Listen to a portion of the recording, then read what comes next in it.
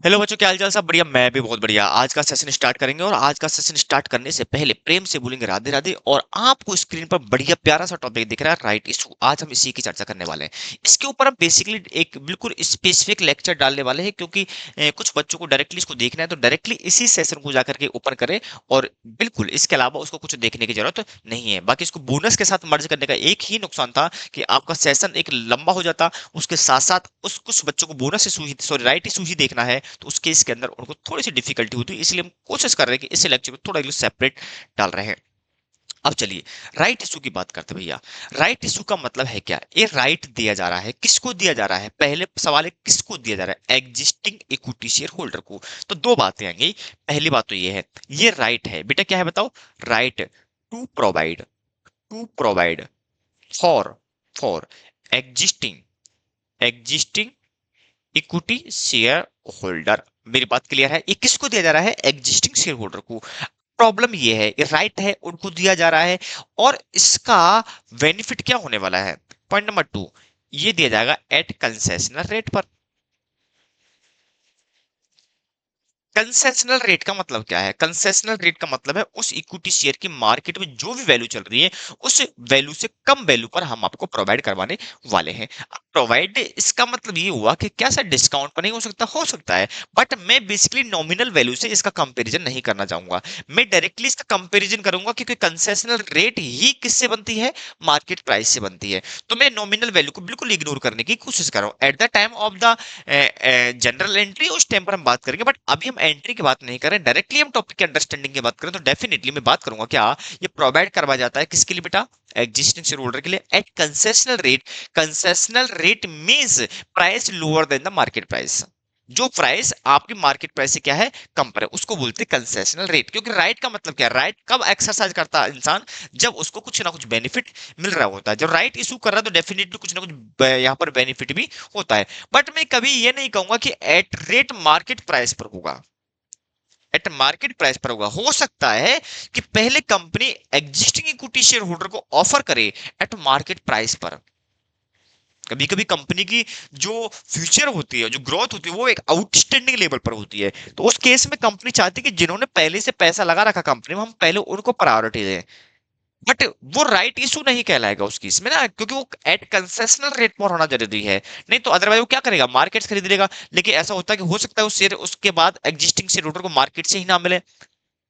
इसलिए कंपनी बोलती है ठीक है, मार्केट में जाने से पहले आप देख लो, नहीं तो फिर मार्केट में हम जाएंगे। तो उस केस में वो राइट इशू नहीं कहलाएगा। राइट इशू ओनली फॉर तभी कहलाएगा जो एट कंसेशनल रेट पर है। क्लियर है यहाँ तक कहानी?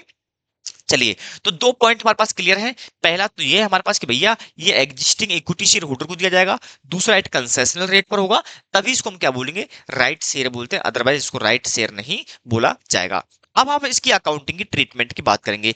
अब देख के देखो, सोच के देखो, यहां पर सवाल ये आता है कि ठीक है, हम जब भी कैलकुलेशन बात करेंगे, point number one, calculation calculation of right issue, यानी कि क्या होगा? बेसिकली राइट इशू से एक इंपैक्ट आता है। एक इंपैक्ट क्या आता है? आपका जो शेयर है उसकी वैल्यू बदल जाती है। सर कैसे? आपका जो शेयर है उसकी डेफिनेटली वैल्यू बदल जाएगी। वैल्यू का मतलब क्या है? जो आपका इक्विटी शेयर है ना, उसकी मार्केट प्राइस में डेफिनेटली कुछ ना कुछ चेंज आना स्टार्ट हो जाएगा। सर समझ में नहीं आई बात? बिल्कुल समझ में नहीं आई होगी। इसलिए पहले थोड़ा एक एग्जांपल के थ्रू प्रैक्टिकल को समझते हैं। पहले कंसेप्ट लिखवा रहा हूं, फिर मैं छोटा सा एग्जांपल दूंगा, फिर बात समझ में आना स्टार्ट होगी। राइट इशू से आपके जो कैपिटल है, जो आपका जो कैपिटल है पर इक्विटी शेयर आपका क्या हो जाएगा? चेंज हो जाएगा। सर कैसे? जैसे सोच के देखिए, आज आपका एक शेयर है 200 रुपए का। एक शेयर बेटा कितना है? यहां मैं छोटा सा एग्जांपल ले लूं। आज आपका एक शेयर है 200 रुपए का, और आप एक राइट शेयर दे रहे हो। एक राइट शेयर दे रहे हो, एक शेयर के बदले में एक। मान लो कि मिस्टर एक्स है, एक मिस्टर एक्स ने एक शेयर होल्ड कर रखा है। एक शेयर होल्ड कर रखा है, तो राइट जो उन्होंने रेशो बनाया, बोला कि जिन्होंने एक ले रखा उनको हम एक और लेने का राइट देते हैं, बट वो एट कंसेशनल रेट पर है। एट कंसेशनल रेट का मतलब वो कम पर है। तो हमने बोला ठीक है, एक को बदले एक दे देते हैं, 100 रुपए में ले लो। तो मुझे एक बात बताओ, इसकी वैल्यू पहले मार्केट में कितनी थी बेटा बताओ? इसकी 200 कैपिटल थी। इसकी जो कैपिटल की वैल्यू थी पहले मार्केट के अंदर, वो थी 200। बोलो ना, ये क्या हो रहा है इसके साथ? कितनी थी बेटा बताओ? 200। ठीक है।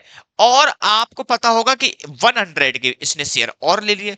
तो मुझे बता, टोटल इक्विटी शेयर की वैल्यू कितनी हो गई? 300 की, बोलो कितनी होगी बेटा? 300 की।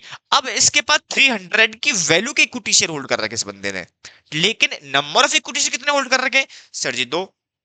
तो मुझे बताओ, हम as per after right issue के बाद हम उसकी वैल्यू निकालें, मार्केट प्राइस निकालें सामने वाले शेयर की, तो बताओ कितनी आ रही है? 150। बोलो ना, 150 आ रही है। इसी को बोलते हैं वैल्यू ऑफ राइट। मेरी बात क्लियर है आपको? यानी कि आपके राइट इशू से आपकी पॉकेट में से कितना नेट ऑफ गया है, उसकी वैल्यू बदल जाएगी। मैं ये नहीं कह रहा कि मार्केट में उसकी वैल्यू है, मार्केट में आप शेयर बेचोगे तो उसकी वैल्यू पर उसका जो कैपिटल वो कम होगा, नहीं, वो तो आपको बेनिफिट होगा। लेकिन आपके आपके प्रोस्पेक्टिव से इस बात को देखा जाए तो आपके हिसाब से उस उन सारे शेयर की वैल्यू अब आपको 150 पड़ गई है। आप कहोगे कि भैया मेरे पास उस शेयर की आज जो वैल्यू है वो 150 के बराबर है, आप बेचो उससे ऊपर, डेफिनेटली सारा बेनिफिट बेनिफिट है आपके लिए। मेरी बात क्लियर है? तो यानी कि यहां पर ये सवाल उठता है कि जब हम राइट इशू करेंगे तो इसका इंपैक्ट जो सबसे पहले आएगा वो आपके शेयर के वैल्यू पर आएगा, क्योंकि आप पहले एक शेयर जो होल्ड कर रहे थे 200 की मार्केट प्राइस थी, क्योंकि अब आप खरीदते हो वो शेयर तो 200 मिलेगा। वहीं पर आपने एक शेयर और खरीदा, टोटल मिलाकर के दो शेयर हो गए, लेकिन हमने दोनों की जो टोटल वैल्यू को ऐड किया, टोटल नंबर ऑफ शेयर को ऐड किया, डिवाइड किया, ऑन एन एवरेज रेट निकाली, तो वो आज हमारे लिए जो पड़ा है ना वो 150 के बराबर का पड़ा है।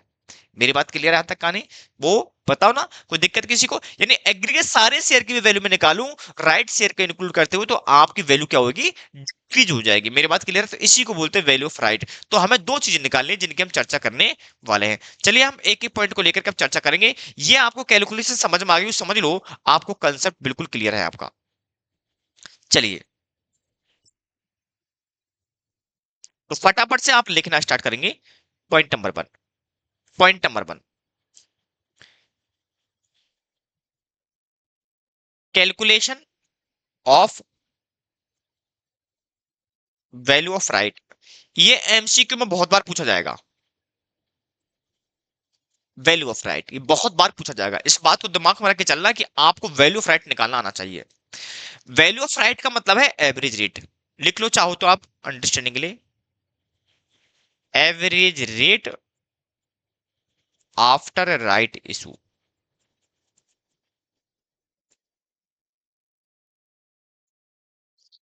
आफ्टर राइट इशू, ये आपको देखना पड़ेगा। ठीक है ना? ये चीज आपको थोड़ी सी देखनी पड़ेगी। वैल्यू ऑफ राइट कैसे निकलता है? वैल्यू ऑफ राइट का मतलब है आपको बेनिफिट। बोलो ना क्या है बेटा? आपको बेनिफिट क्या है? बेनिफिट। अब देखो, मैं ये कहना चाहता हूं, मुझे एक बात बताओ, आपको फायदा कितने का हुआ है? आपने राइट शेयर जो इशू किया है, आपको इसका फायदा कितना मिला है? अब वो तो बताओ ना, आपको फायदा कितना हुआ है? तो यहां पर सिंपल सा बोलता है कि देखो,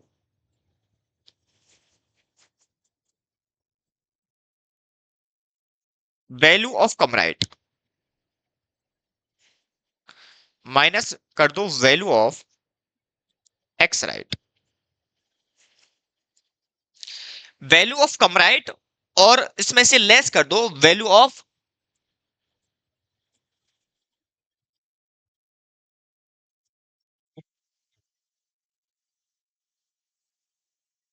तो देखना नहीं हमारे। ठीक है?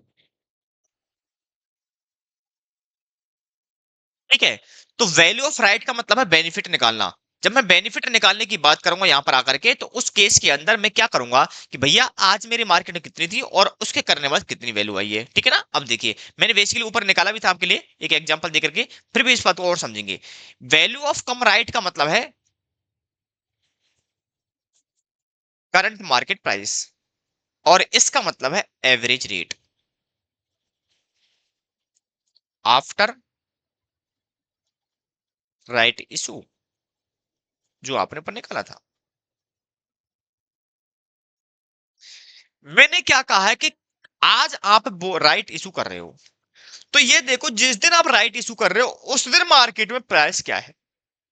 तो जैसे अभी मैंने एग्जांपल के लिए बात किया था ऊपर, तो मैंने बोला था कि आपने एक इक्विटी शेयर ले रखा है, आपने बेटा एक इक्विटी शेयर ले रखा है, और उसकी मार्केट प्राइस थी 200 का। तो मुझे बताओ यहां पर कितनी वैल्यू थी आपके पास? सर 200। ठीक है? अभी अभी अभी नोट नहीं करना है।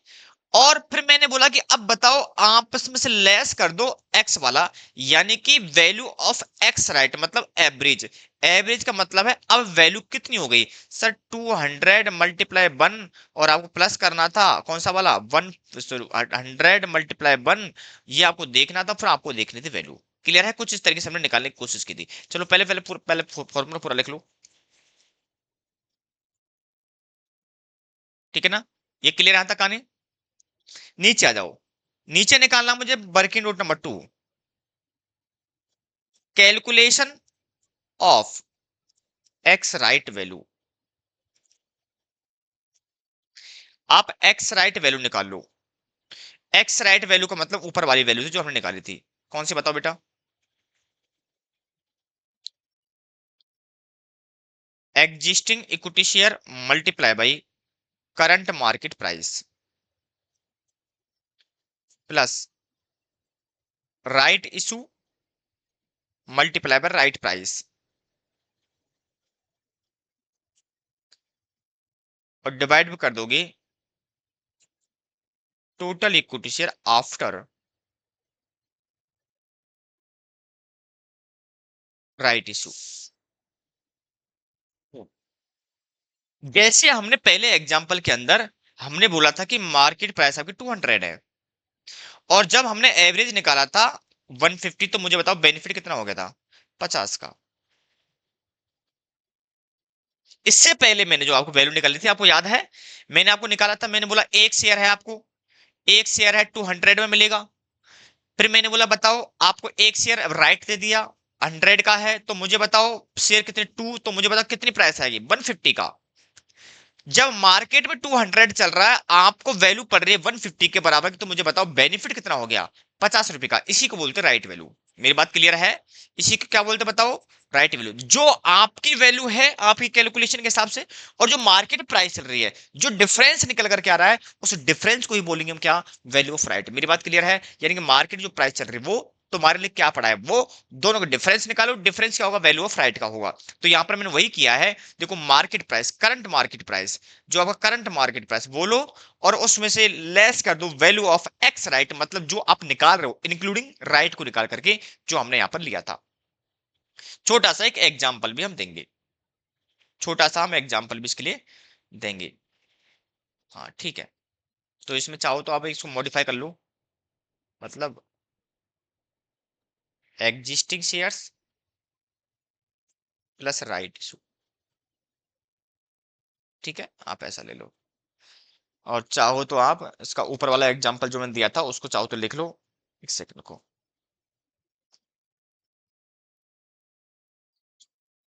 चाहो तो आप उसको क्या कर लो, एक बार नोट कर लो, कोई प्रॉब्लम नहीं है। लिख लो वाली से example 1, face value of equity share है 100, market price of equity share यानी कि करंट रेट, करंट प्राइस 200 की, नंबर ऑफ इक्विटी शेयर मान लो 10,000, ठीक है ना?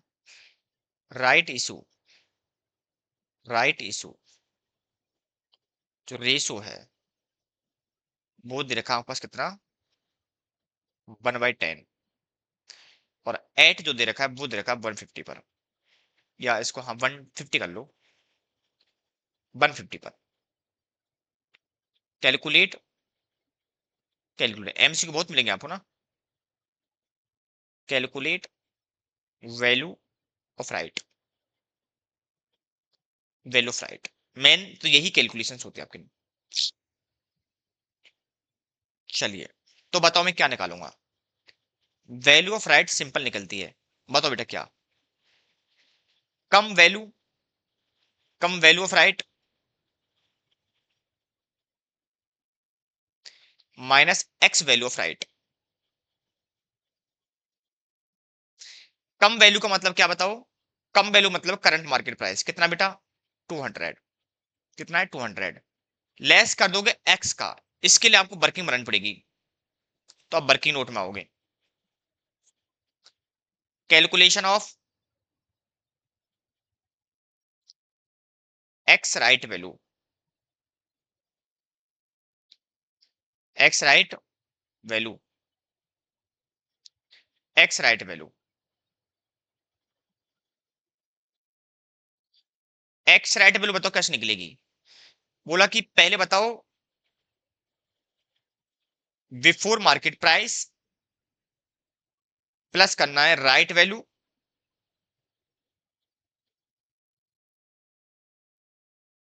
Total equity share after right issue.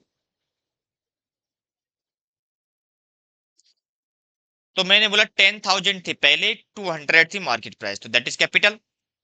आपने 1/रेशो में 10,000 था, आपने 1/10 में लिया है और आपने इशू किया 150 पर।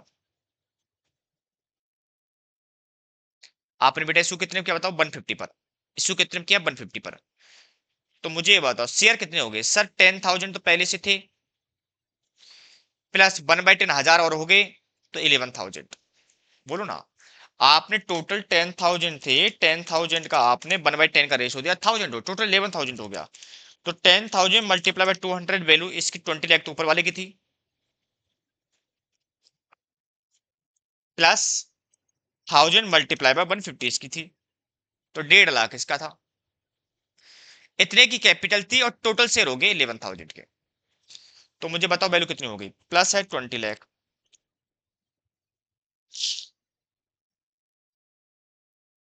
195,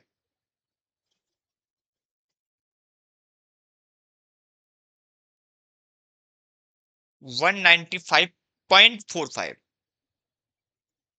तो मुझे बताओ राइट की वैल्यू कितनी हो गई सर, 195 तो ये रही, तो 195.45 निकाल लो, इसमें से कितना आ रहा है, 4.55 पर शेयर। मेरी बात क्लियर है, किसी को प्रॉब्लम हो तो पूछ लो आराम से। आपके एमसीक्यू आया तो समझ लो यही आएगा, इसके अलावा एमसीक्यू नहीं आएगा। एमसीक्यू में इसी की आने की प्रोबेबिलिटी होती है जो कि हाई होती है।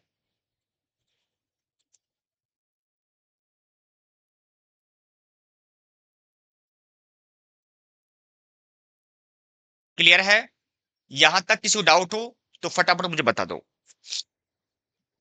क्या सर 5 रुपए का फायदा होगा बेटा एक शेयर पर, 11,000 शेयर हो गया अब आपके पास, 11,000 मल्टीप्लाई करो 4.55, कितना आ गया अमाउंट आपके पास, बहुत बड़ा अमाउंट आ जाएगा।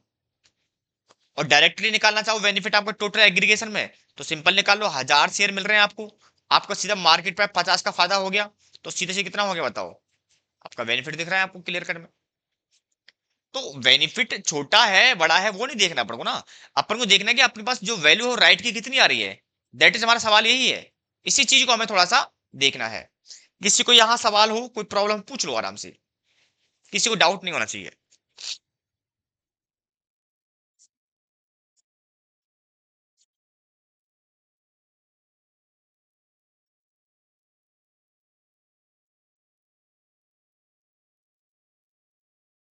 ठीक है, मैं एक छोटा सा एग्जांपल और ले रहा हूं, और उस एग्जांपल से अकाउंटिंग भी कराऊंगा। फिर आएंगे अपन स्टडी मेट पर। एग्जांपल नंबर 2, देखिए क्या है इसमें। इशू प्राइस जो है वो 100, मार्केट प्राइस ऑफ शेयर जो है वो है 150।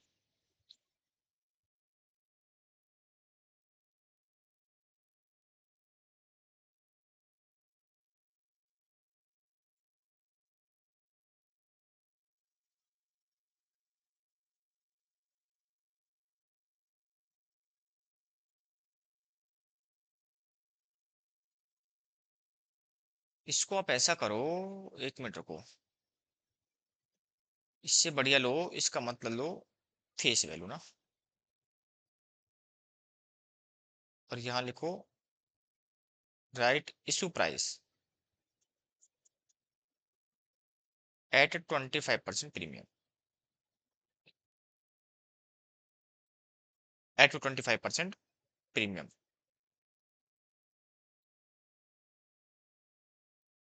राइट रेशो या राइट इशू रेशो।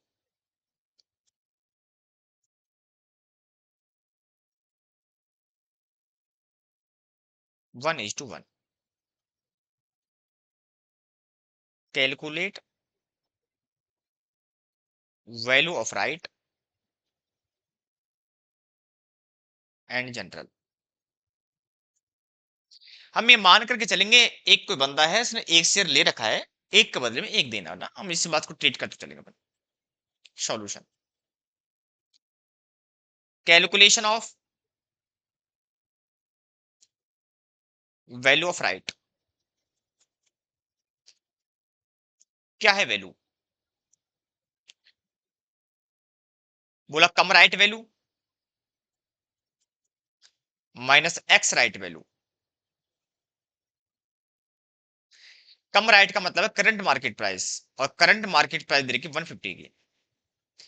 ये हमें निकालनी पड़ेगी, चाहो तो डायरेक्ट हम ये निकाल लेते हैं।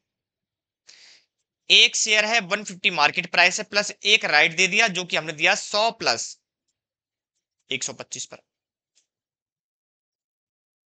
क्योंकि 100 रुपए की नॉमिनल वैल्यू है, 25% प्रीमियम पर डाला है हमने, तो इसका मतलब 125 का हो गया। शेयर बताओ कितने हो गए? 2। तो वैल्यू बताओ फटाफट कितना आ रहा है, वैल्यू बताओ। 125 प्लस कर दिया हमने 150 डिवाइड बाय कर दिया 2, 137.5 कुछ ऐसा रहा है क्या?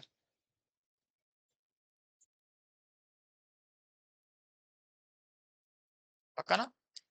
150 प्लस है 125 डिवाइड बाय 2, हाँ 137.5 कुछ।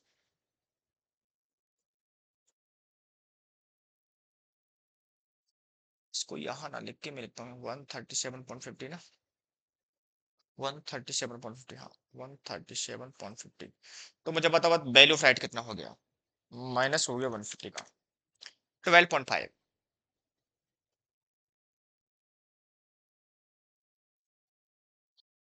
12.5। दिक्कत है किसी को? नहीं। अब एंट्री देखो, एंट्री क्या होगी, एंट्री बहुत आसान है, एंट्री में कोई प्रॉब्लम नहीं है, जो नॉर्मल एंट्री डालते हो वही आएगी। सर क्या आएगी? Bank account debit. मुझे बताओ कंपनी कितने पे किया सर? 125 में एक का। तो इक्विटी शेयर कैपिटल कितनी बढ़ गई आपकी? सर 100 रुपीज की। और सिक्योरिटी प्रीमियम कितना बढ़ गया आपके पास? गुरुजी 25 रुपए का। एंट्री में कोई नया नहीं है। सर फिर ये निकाल ही क्यों रहे हैं? क्योंकि हमें देखना पड़ेगा ना बेनिफिट कितना आ रहा है उसको। उसको आज करंट में एक शेयर का बेनिफिट कितना है। सर ऐसे क्यों? ये क्या होता है बेटा, राइट शेयर बेचे जाते हैं। राइट जो इशू होता है ना, जो राइट शेयर जो होते हैं वो ट्रांसफरेबल नेचर के होते हैं। सामने वाला, जब मैं जो उसको मैं शेयर दे रहा हूं, मैंने जो शेयर राइट में मिले हैं मुझे, मैं किसी और बंदे को भी दे सकता हूँ राइट को भी, ऐसा करो तुम मेरे ब्याह पर उससे ले लो। तो जब मैं उससे चार्ज करूंगा तो कुछ ना कुछ वैल्यू चार्ज कर रहा हूँ, क्या कर रहा हूँ? कुछ ना कुछ वैल्यू चार्ज कर रहा हूँ। तो मैं कितनी वैल्यू चार्ज करूँ जो रीजनेबल होगी, वो यहां दिखता है कि आप 12.5 तक आराम चार्ज करो, कोई प्रॉब्लम नहीं है। मेरी बात क्लियर है यहां तक का? नहीं? तो वैल्यू ऑफ शेयर बेसिकली जब ट्रांसफरेबल मूवमेंट आता है तो वहां पर जो वैल्यू डिसाइड होती है, उस वैल्यू को निकालने के लिए हम यहां पर क्या करते हैं, वैल्यू ऑफ राइट का हम क्या करते हैं, इस्तेमाल करते हैं। क्लियर है? ये कंसेप्ट आपका बेसिकली यहां से क्या हो गया, खत्म हो गया। अब इसमें प्रॉब्लम है एक, इसमें एक प्रॉब्लम है। सर इसमें प्रॉब्लम क्या है? प्रॉब्लम ये है कि इसके अंदर केस और भी बन सकते हैं। जब हम ईपीएस पढ़ते हैं, अर्निंग पर शेयर, जब आपका इंडेक्स आएगा, इंडेक्स नंबर 33, आपका इंडेक्स का सीक्वेंस 33 है, तो वहां पर आप अर्निंग पर शेयर निकालोगे और अर्निंग पर शेयर पर इस पर इंपैक्ट आएगा। सर कैसी बात करो, हाँ इसे लिंक है, 33 से लिंक करेगा आपको। इस बात को थोड़ा अभी यहीं पर मैं थोड़ा सा हल्का सा और एक्सप्लेन करने की कोशिश कर रहा हूं कि इस चीज का आपको इंपैक्ट कहां पर आएगा। ईपीएस निकालें, इंडेक्स 33 जब पढ़ोगे आप, वहां पर इसका इंपैक्ट देखने को मिलेगा। ठीक है सर, इसका मतलब क्या कहना चाहते हो सिंपली वो बताओ आप। मैं ये कहना चाहता हूं आप लोगों से कि ये जो बेसिकली ट्रांसफरेबल जो होता है, जो 12.5 है जो वैल्यू निकाल रहे हैं, बेसिकली हम ट्रांसफर की वैल्यू प्राइस निकालने के लिए करते हैं। ठीक है? और जब वहां पर हम लेंगे तो बेट होता है कि राइट में क्या होता है, राइट इशू में प्रॉब्लम है एक। हम राइट इशू जो होता है, राइट इशू में दो कंपोनेंट होते हैं। कितने कंपोनेंट बेटा? दो कंपोनेंट। एक होता पेड वाला, पेड कंपोनेंट। एक होता है आपका free of cost. Free of cost component.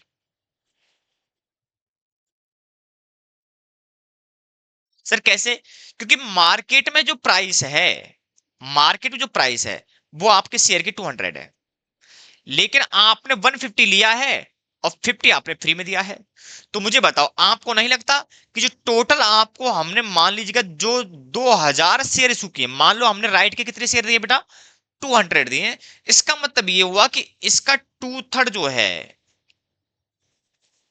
Sorry 3/4, 3/4 proportion क्या बनेगा इसका, जो 3/4 पोर्शन है इसका, वो तो पेड वाला है, इसके बदले का अमाउंट दिया है, और जो 1/4 वाला पोर्शन है वो आपका फ्री वाला है। तो जो फ्री वाला पोर्शन है ये ट्रीट किया जाएगा, ट्रीटेड एज ए बोनस। क्या होगा बेटा? बोनस। और ये क्या आएगा? As a equity share. मेरी बात क्लियर है? जब ये बोनस ट्रीट हो जाएगा, तो आपको नहीं लगता इस वाले कंपोनेंट पर, जब अकाउंटिंग की हम बात कर रहे होंगे उस टाइम पर, तो एज ए बोनस ट्रीटमेंट जाएगा? बोलो ना।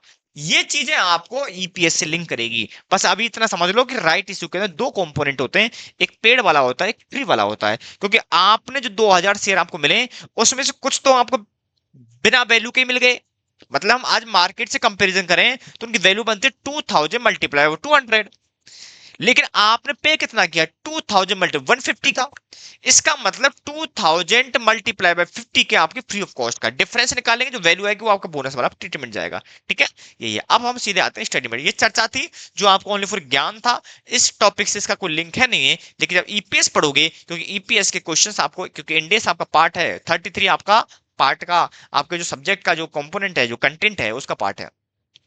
ठीक है, अब हम सीधे स्टडी मेट की तरफ भी आना चाहते हैं, तो हम सीधे एग्जाम की तरफ आ सकते हैं।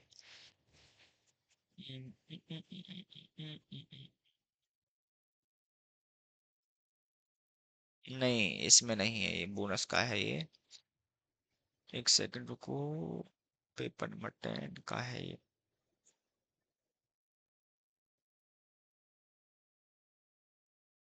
आपके पास स्टडी मेट में दो क्वेश्चन दे रखे हैं।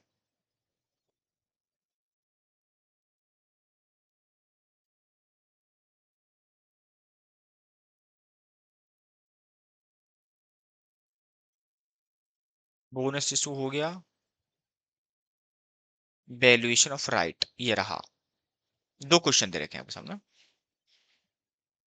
देखिए क्वेश्चन क्या बोल रहा है भैया आपसे, बोल रहा है company is planning to raise fund by making right issue of equity share to finance its expansion. वो अपनी कैपिटल को बढ़ाना चाहती है, एक्सटेंड करना चाहती है। ठीक है ना, उस केस में वो क्या दे रहा है, राइट इशू इशू कर रहे हैं। हमें इससे कोई फर्क नहीं पड़ता वो क्यों इशू कर रहा है, इसका हमें लॉजिक चाहिए भी नहीं है। ठीक है, the existing equity shares capital of the company is ₹50 lakh. वो जो एग्जिस्टिंग है वो 50 लाख की कैपिटल है अभी। The market value its share is 42। आज जो मार्केट में जो प्राइस है उस शेयर की वो है 42।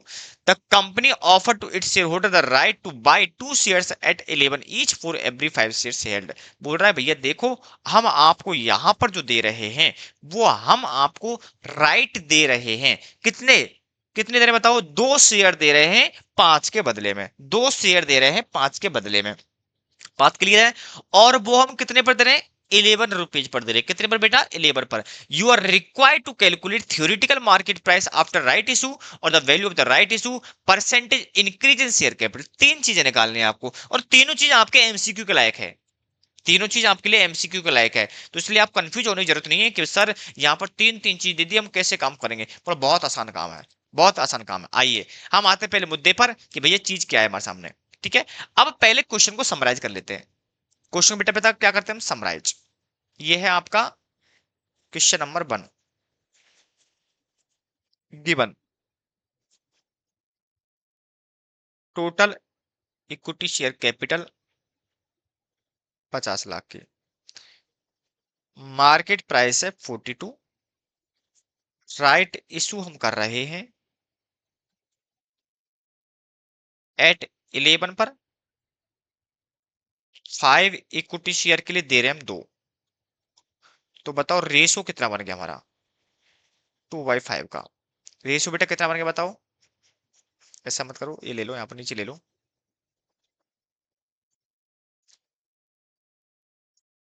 एक्सचेंज रेशो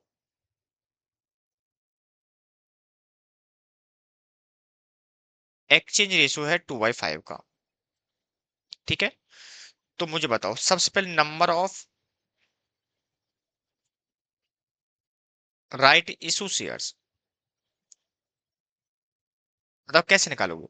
सर जी देखो, आपके क्वेश्चन में इंफॉर्मेशन नहीं है कि हमारे पास एग्जिस्टिंग शेयर कितने हैं, शेयर कैपिटल मेंशन है। तो मैं मान करके चलूंगा, ये मान करके चलूंगा कि इनकी जो नॉमिनल वैल्यू है 10 रुपए है। कुछ ना लिखा हो, हमेशा इंडियन जो शेयर्स होते हैं उसकी नॉमिनल वैल्यू 10 रुपीज मांग चलनी है। तो मुझे बताओ आपका टोटल 50 लाख रुपए की कैपिटल है। याद रखना कैपिटल हमेशा बुक्स के अंदर at at at nominal value पर दिखाई जाती है। मेरी बात क्लियर है। आपके पास जो इक्विटी शेयर कैपिटल होती है बुक्स के अंदर, इज ऑलवेज ऑलवेज हमेशा किस पर रिप्रेजेंट होती है बेटा, वो एट नॉमिनल वैल्यू पर।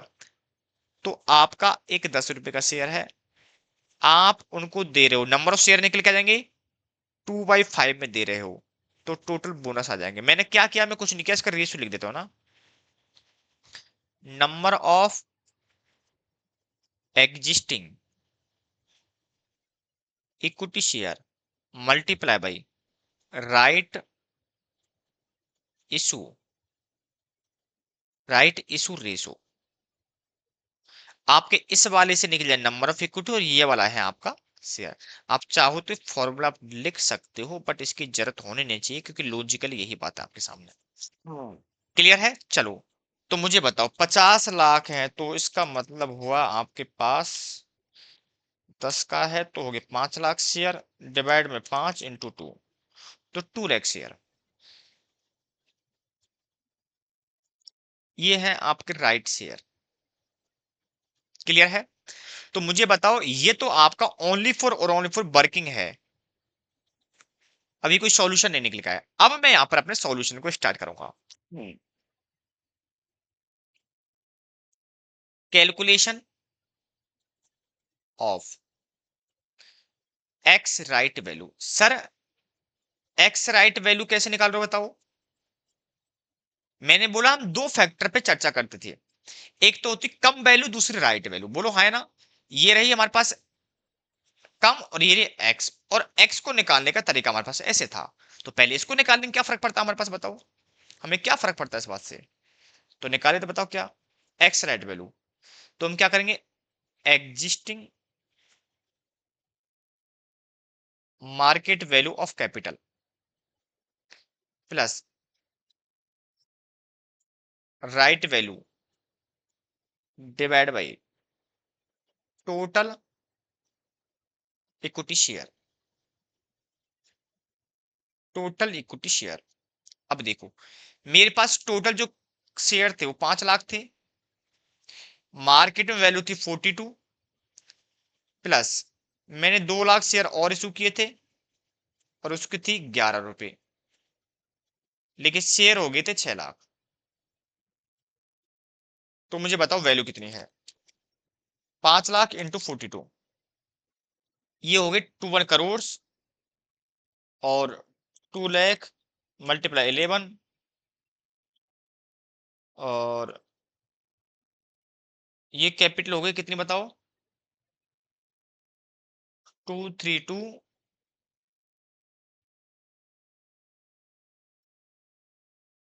इतने की, और शेयर से हमारे पास 6 लाख के। तो बताओ कितना हो गया, डिवाइड में कर दो इसको मैं,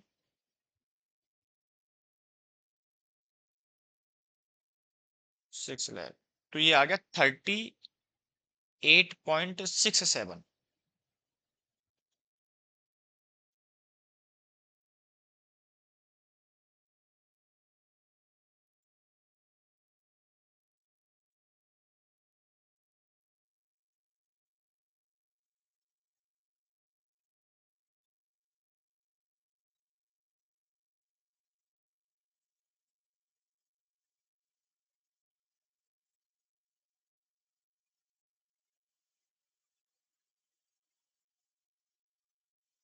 ठीक है, 38.67, ये हमारे पास एक्स प्राइस आ गई है। अब हमारे पास पॉइंट नंबर 2 है जिसको हमें निकालना है, कैलकुलेशन ऑफ थ्योरेटिकल, इसको बोलते हैं थ्योरेटिकल एक्स प्राइस ना, कोई दिक्कत वाली बात नहीं। Calculation of value of right,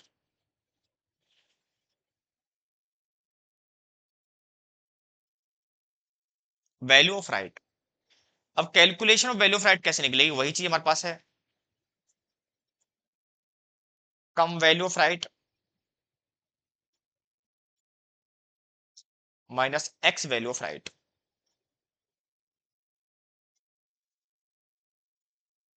तो बताओ, निकालो फटाफट से।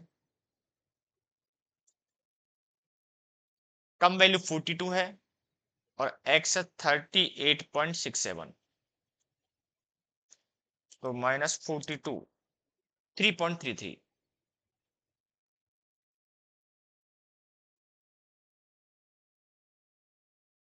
किसी को दिक्कत हो पूछ लो आराम से।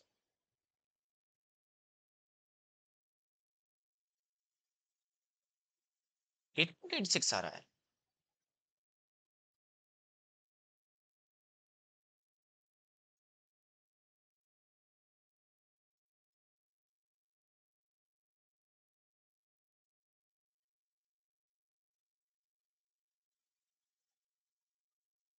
नहीं नहीं, फर्क तो नहीं आना चाहिए। एक सेकंड को ना, एक सेकंड को। प्राइस में फर्क कैसे आ रहा है? 42 है।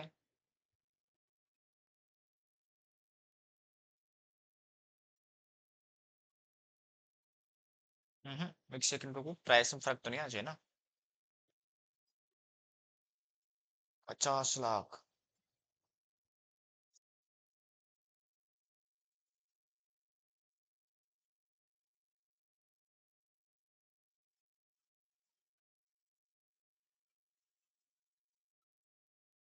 फोर्टी टू तो बस करना, एक सेकंड को बेटा, एक सेकंड को।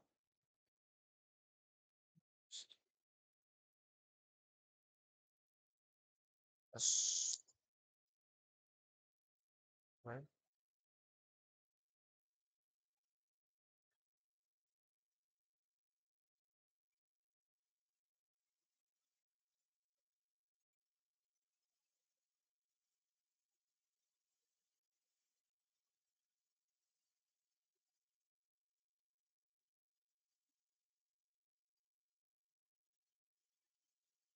सॉरी बच्चा, सॉरी बच्चा, sorry sorry sorry sorry sorry, calculate mistake है। ये कैलकुलेट मिस्टेक है, ठीक। फर्क नहीं आ सकता ना उस चीज को लेकर। ये आपके नंबर में कोई 7 लाख हो गए ना, ये आपके 7 लाख हो गए। तो ये 5 लाख तो वो थे, प्लस 2 लाख ये थे। देख लो बली से।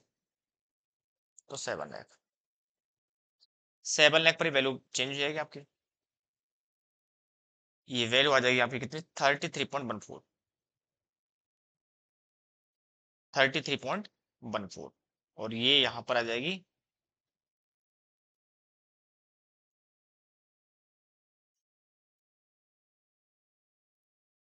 0.14, और माइनस कर देंगे 42 में से 8.86। 8.86 या 57 कह सकते हो, नो डाउट, पर शेयर के हिसाब से ना।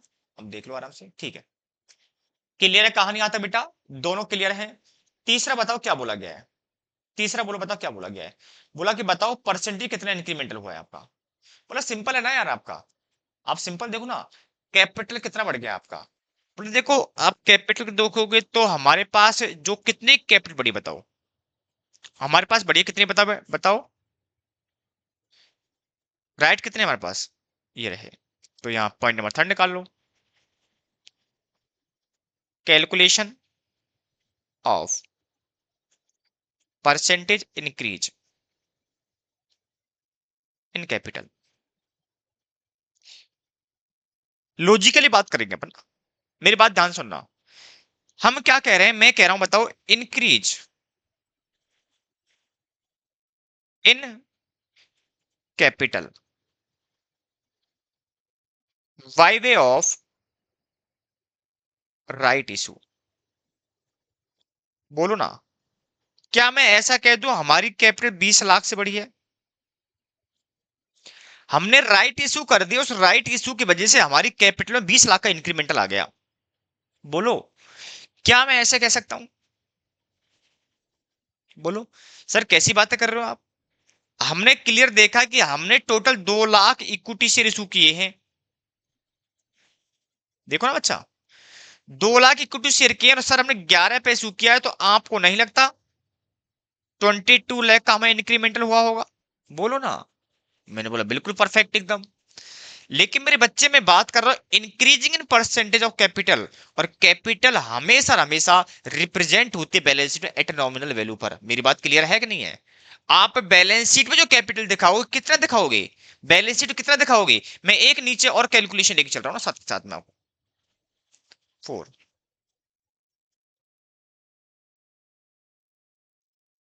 Calculation of equity share capital represented in balance sheet after right. बताओ, मैं यहां पर मुझे ये बताओ कितना लोगे? सर एग्जिस्टिंग इशूड कैपिटल कितना?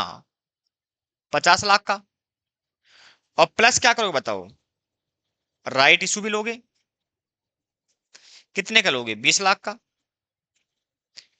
यदि आप ये कहना चाहते हो टोटल 70 लाख का होगा, यदि आप ये कहना चाहते हो नहीं सर हम यहाँ 22 लाख लेंगे, तो आपको नहीं लगता यहां पर आपका 5 लाख मल्टीप्लाई 42 आनी चाहिए?